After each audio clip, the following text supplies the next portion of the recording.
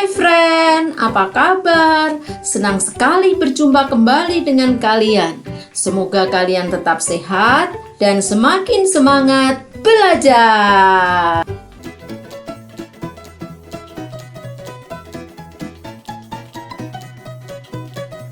Sobat muda, kita akan lanjutkan belajar tentang ikatan kimia. Video kali ini kita akan membahas khusus tentang ikatan kovalen yang merupakan kelanjutan dari ikatan ion. Ikatan kovalen ini berbeda dengan ikatan ion. Apa perbedaannya? Mari kita ikuti. Ikatan kovalen dibentuk dengan penggunaan bersama atau yang sering kita sebut dengan sharing pasangan elektron, sehingga masing-masing atom penyusunnya memiliki jumlah elektron seperti gas mulia. Ikatan kovalen ini terjadi antara atom-atom yang memiliki keelektronegatifan yang sama atau hampir sama. Dan ciri yang ketiga, terjadi antara unsur non-logam dengan non-logam atau metaloid. Masih ingatkah kalian apa yang dimaksud dengan memiliki jumlah elektron seperti gas mulia? Ya, benar sekali. Untuk atom-atom dengan nomor atom kecil akan memenuhi aturan duplet atau memiliki elektron valensi sebanyak 2 seperti He. Sedangkan atom-atom yang lain akan memenuhi oktet dengan elektron valensi sama dengan 8. Jika pada ikatan ion terdapat gaya tarik-menarik elektrostatik antara ion positif dengan negatif, berbeda pada ikatan kovalen. Pada ikatan kovalen, atom berikatan secara kovalen membentuk molekul. Molekul kita bedakan. Ada yang merupakan molekul unsur, ada pula yang merupakan molekul senyawa. Disebut molekul unsur jika atom yang berikatan berasal dari atom sejenis. Dan kita sebut sebagai molekul senyawa jika atom unsur yang berikatan berbeda satu dengan yang lain. Sebagai contoh molekul unsur adalah H2 yang terdiri atas 2 atom H. Sementara contoh molekul senyawa adalah CO2 yang terdiri atas 1 atom C dan 2 atom O. Untuk menggambarkan jenis-jenis atom dalam molekul dan bagaimana antar atom itu berikatan, kita gunakan atau kita gambarkan struktur Lewis. Dari struktur Lewis akan ditentukan berapakah jumlah PeI atau pasangan elektron ikatan dan PeB atau pasangan elektron bebas. Agar lebih jelas, kita perhatikan pembentukan ikatan antar atom F. Kita tahu bahwa F itu golongan 7A, memiliki 7 buah elektron. Nah, untuk mencapai kondisi stabil supaya 8 elektron, F ini membutuhkan 1 elektron. Maka atom F ini akan memasangkan elektronnya dengan atom F yang lain. Sehingga kita lihat atom F pertama akan memiliki 8 elektron dan atom F kedua juga akan memiliki 8 elektron. Dengan demikian, kedua atom F ini sudah memenuhi aturan oktet. Kita perhatikan gambar selanjutnya. Antara F pertama dengan F kedua, itu saya gambarkan ada sepasang elektron yang diberi bulatan merah. Itu menunjukkan elektron ikatan atau yang kita sebut sebagai PEI, pasangan elektron ikatan. Sedangkan pada bagian atas, bawah, dan samping itu adalah pasangan elektron bebas. Setiap atom F memiliki 3 pasang elektron bebas. Sobat muda, perhatikanlah gambar bagian bawah. Pada gambar tersebut, antara atom F dengan F, saya gambarkan dengan satu garis. Itu melambangkan ikatan kovalen tunggal. Jadi, setiap satu PEI itu dilambangkan dengan satu garis.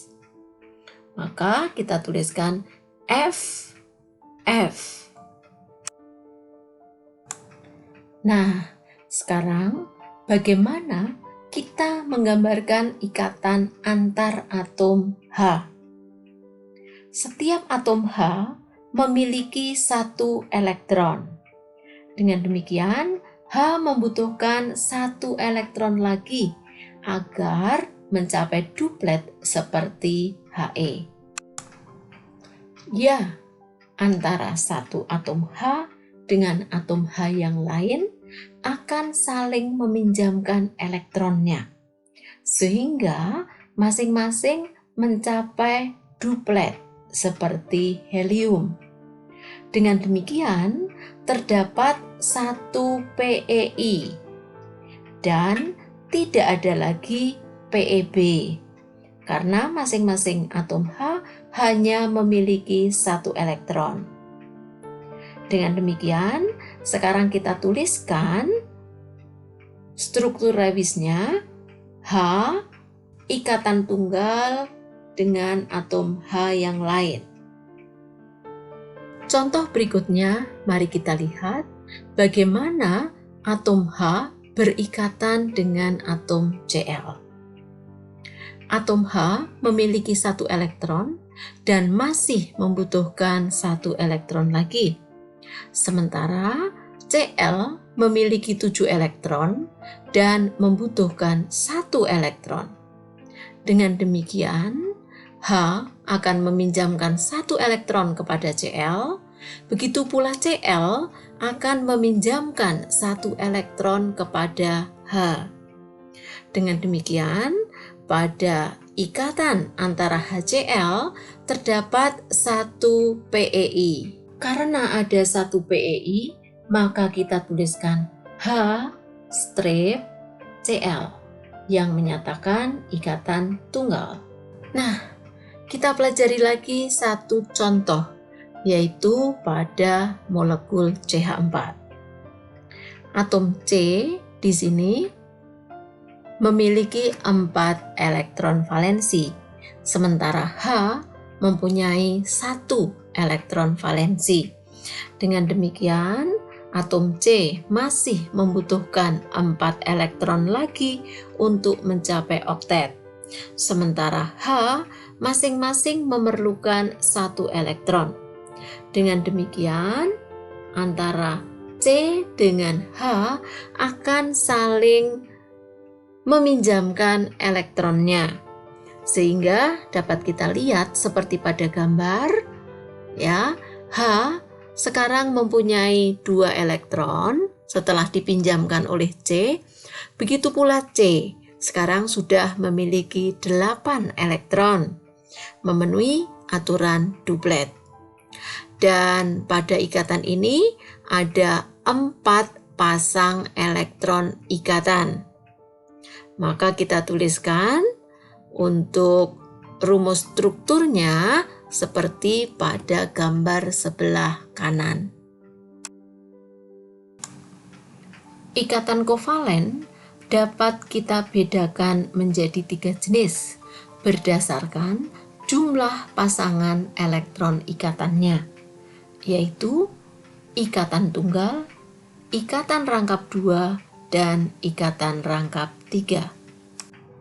Untuk ikatan tunggal, kita sudah memberikan contoh cukup banyak pada bagian depan. Sekarang kita akan lihat ikatan kovalen rangkap 2. Kita ambil contoh molekul O2. Setiap atom O memiliki 6 elektron valensi. Maka masih kurang 2 elektron lagi untuk mencapai oktet.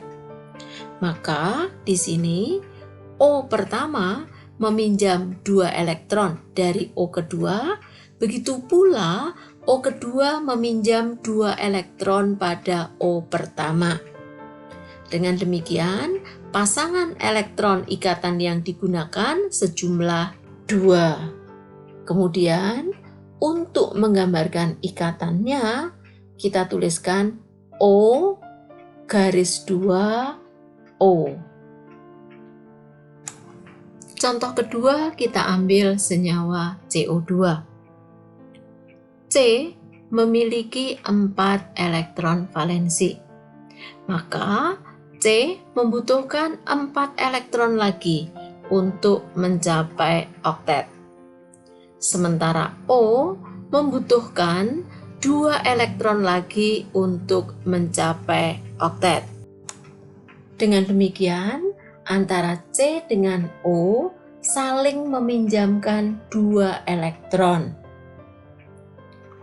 Kemudian kita perhatikan lingkaran untuk menyatakan jumlah elektron O sudah mempunyai 8 elektron.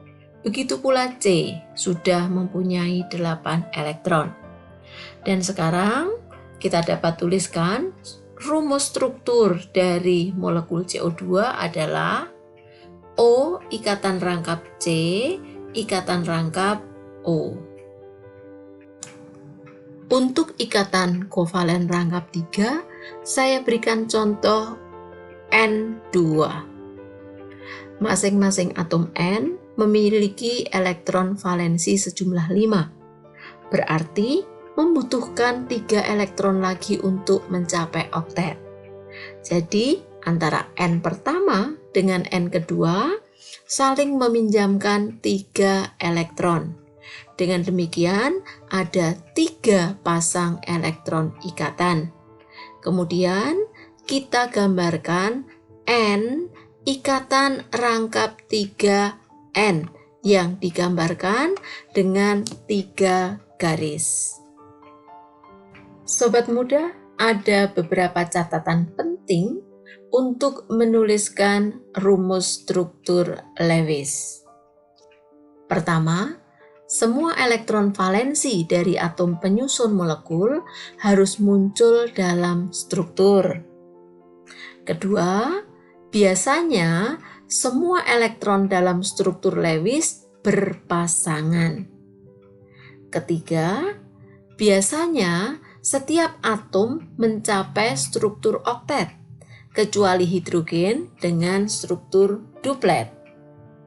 Keempat, ikatan kovalen ganda paling mudah terbentuk pada atom C, N, O, P, dan S. Selanjutnya, saya berikan strategi menulis rumus Lewis. Yang pertama, tentukan elektron valensi yang harus muncul dalam struktur. Kedua, tentukan atom pusat dan atom terminal atau yang mengelilinginya. Kemudian, tuliskan rumus struktur yang masuk akal. Selanjutnya saya uraikan tata cara penulisan rumus molekul senyawa kovalen. Pertama, unsur dengan keelektronegatifan kecil dituliskan terlebih dahulu, kecuali pada senyawa NH3 dan PH3. Kedua, untuk senyawa biner, yaitu senyawa yang terdiri atas 2 jenis unsur, penulisannya berdasarkan urutan sebagai berikut. Silahkan dilihat pada monitor. Tadi dikatakan kita perlu menentukan atom pusat. Berikut saya berikan tips dan triknya. Pertama, atom pusat itu merupakan atom tunggal dalam molekul. Yang kedua, biasanya atom C, N, P, S, Se, O, Cl, Br, I, Xe, dan Kr. Ketiga, jika terdapat dua atom tunggal dalam molekul, atom tunggalnya yang memiliki jari-jari lebih besar. Dan terakhir, jika terdapat unsur transisi, maka atom pusatnya adalah atom tersebut. Kita perhatikan contoh berikut ini. Sekarang kita ambil contoh CH3Cl. Dalam hal ini, yang jumlah atom sama dengan 1 adalah C dan Cl. Tetapi Cl tinggal membutuhkan 1 elektron lagi untuk mencapai oktet. Jadi, tidak mungkin menjadi atom pusat. Atom pusatnya adalah C.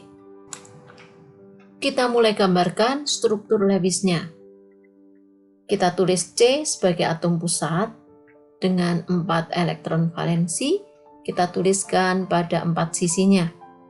Kemudian kita tuliskan H masing-masing di satu sisi, pada sebelah kanan, atas, dan bawah. Kemudian kita tuliskan Cl pada sisi kiri. H mempunyai 1 elektron.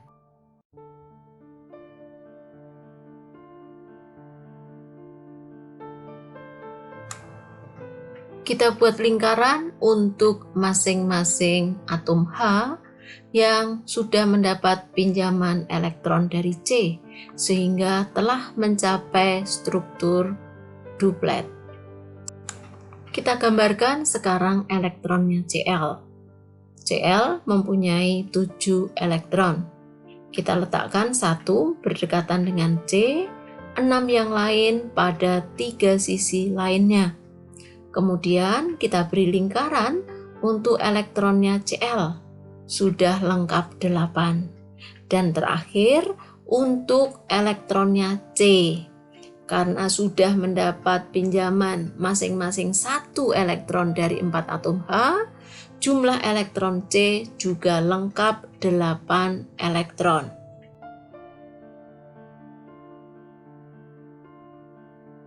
Sekarang kita ambil contoh PCl3. Atom P sebagai pusatnya. P memiliki 5 elektron valensi.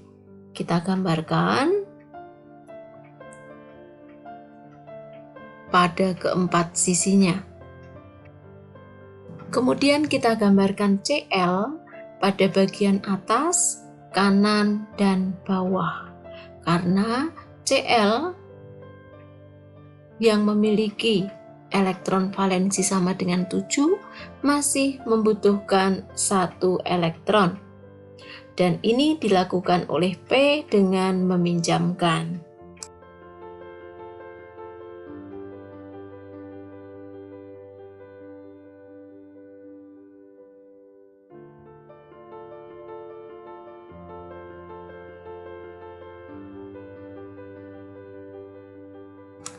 Dengan demikian, masing-masing Cl telah mencapai struktur oktet.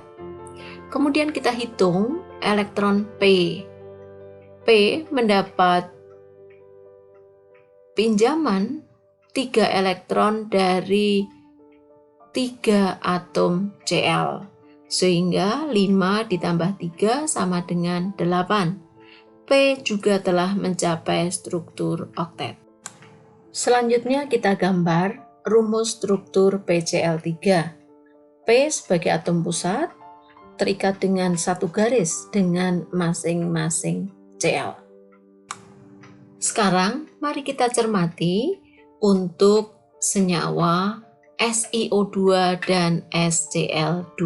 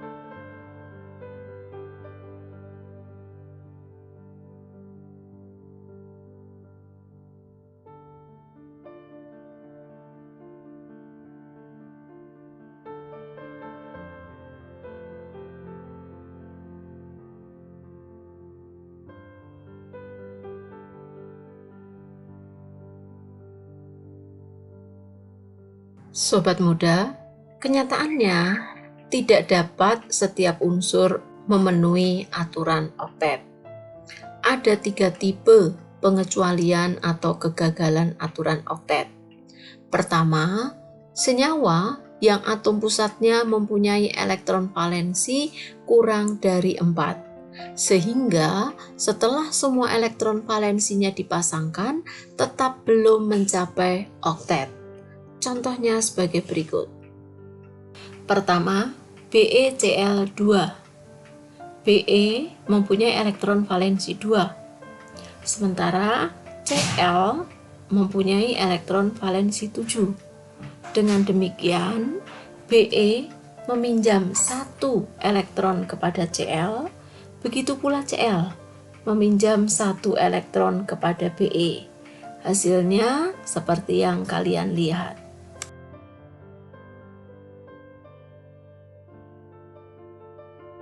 Be hanya dapat mempunyai 4 elektron karena tidak mempunyai lagi elektron yang dapat dipasangkan dengan atom lain.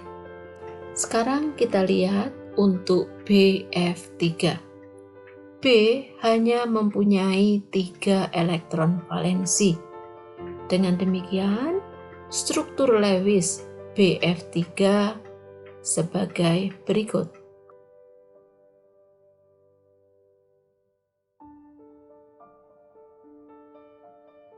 Pada akhirnya, B mempunyai 6 elektron dan tidak mampu menjadi oktet, sementara F mampu mencapai oktet.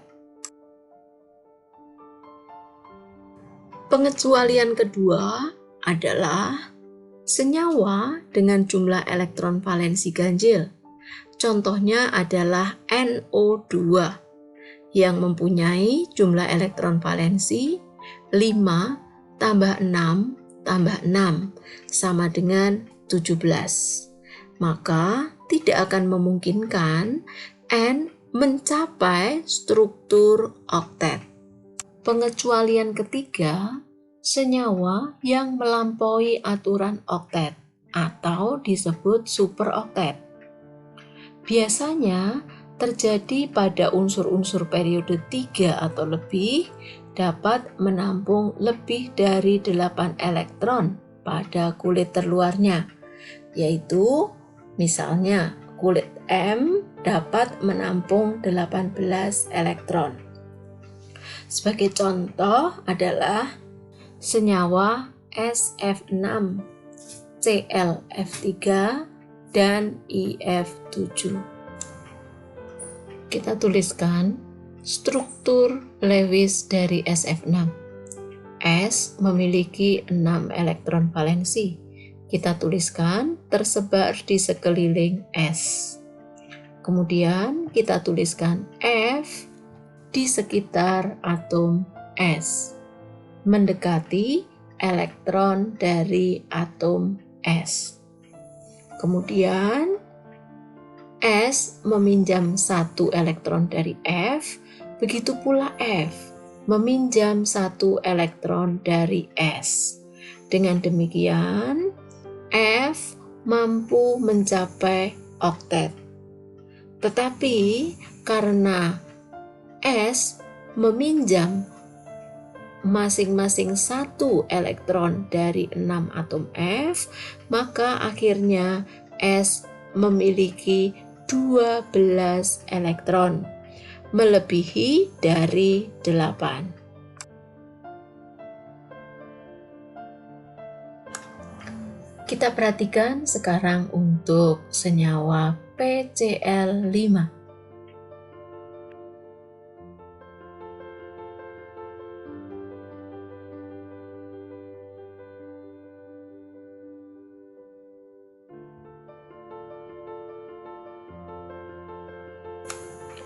Masing-masing atom Cl mampu mencapai struktur oktet, tetapi P mempunyai 10 elektron.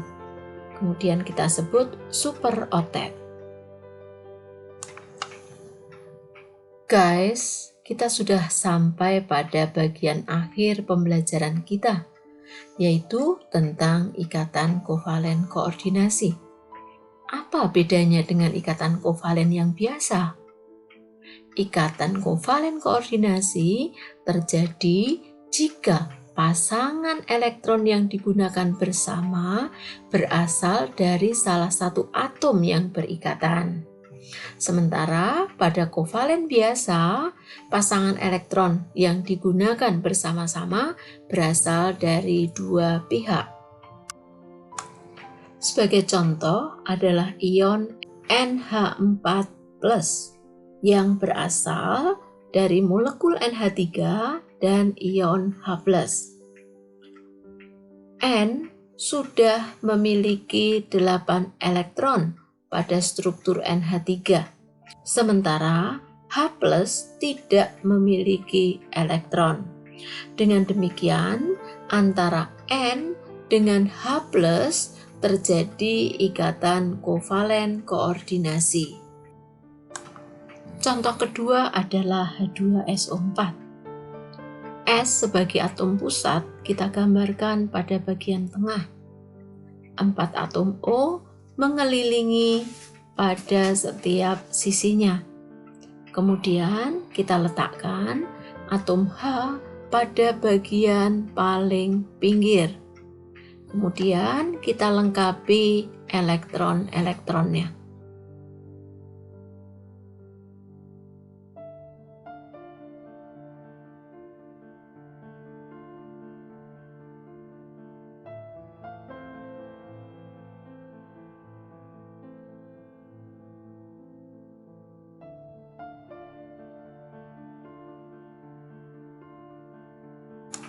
Sampai pada tahap ini, S telah memiliki 8 elektron.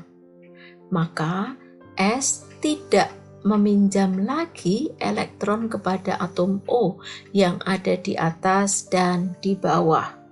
Tetapi atom O masih memerlukan 2 elektron. Sehingga atom S memberikan pinjaman 2 elektron kepada masing-masing O, tetapi tidak meminjam elektron. Ikatan kovalen koordinasi terjadi antara S dengan O bagian atas dan S dengan O bagian bawah. Kemudian untuk rumus strukturnya, kalau ini ikatan kovalen koordinasi, kita gambar dengan tanda panah dengan arah dari S, karena S meminjamkan elektron kepada O.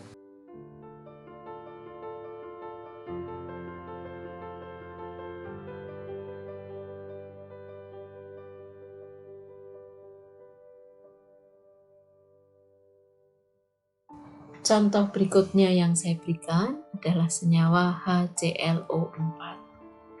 Sebagai atom pusat adalah Cl, kemudian O mengelilingi pada 4 sisi Cl, dan H kita letakkan pada sisi kanan O. Perhatikanlah proses penulisannya.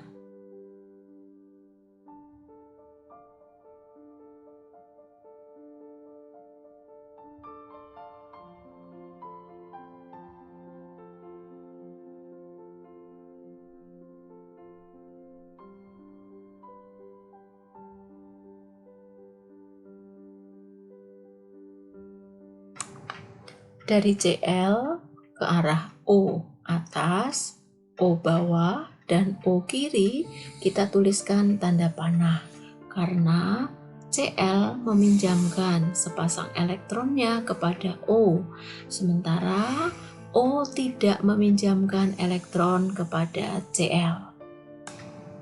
Contoh terakhir pada senyawa NH3BF3.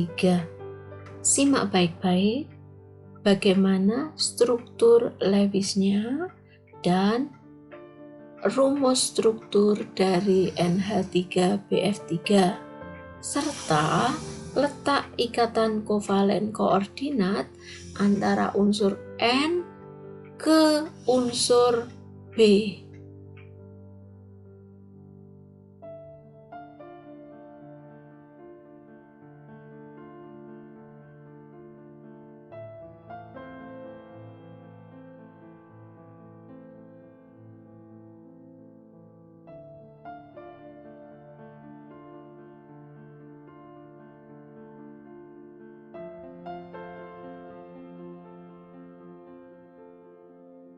Dengan demikian, kita telah menyelesaikan pembelajaran tentang ikatan kimia, baik ikatan ion maupun ikatan kovalen.